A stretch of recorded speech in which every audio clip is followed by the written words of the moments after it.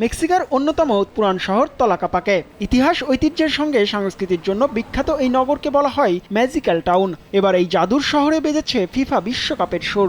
অপেক্ষায় স্বাগতিক দেশ মাঠে নামার। দক্ষিণ কোরিয়ার বিপক্ষে নিজেদের দ্বিতীয় ম্যাচে গুয়াদালাহারা স্টেডিয়ামে মাঠে নামবে স্বাগতিক মেক্সিকো। এই ম্যাচ ঘিরে নতুন করে সেজেছে তলাকাপাকে। রাস্তায় দেখা যাচ্ছে ফুলের তৈরি গেট, তার উপরে স্প্যানিশ ভাষায় লেখা বারুল্লো, যার অর্থ বাংলায় দ্বারাই গর্জন। আসলেই বিশ্বকাপ মানেই তো গর্জন, যেটা মেক্সিকো, কানাডা, যুক্তরাষ্ট্র থেকে গোটা বিশ্বে ছড়িয়ে যাচ্ছে। রাস্তার পাশাপাশি দোকানপাটগুলোও সেজেছে বিশ্বকাপের সাজে। পর্যটকরা যে সাজে মুগ্ধ হচ্ছেন।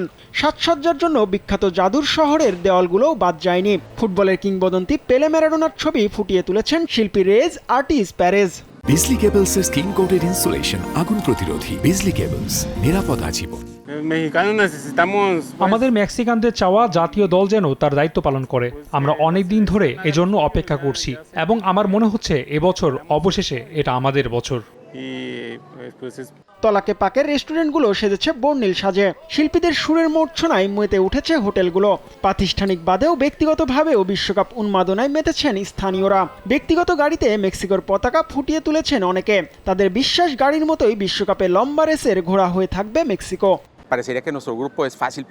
আমার গাড়িটাকেও মেক্সিকোর পতাকার মতো করে সাজিয়েছি, একটা চলমান মেক্সিকান পতাকা। তাই আমাদের জাতীয় দল যে অনেক দূরে যাবে সেই আশা আমার পুরোপুরি আছে।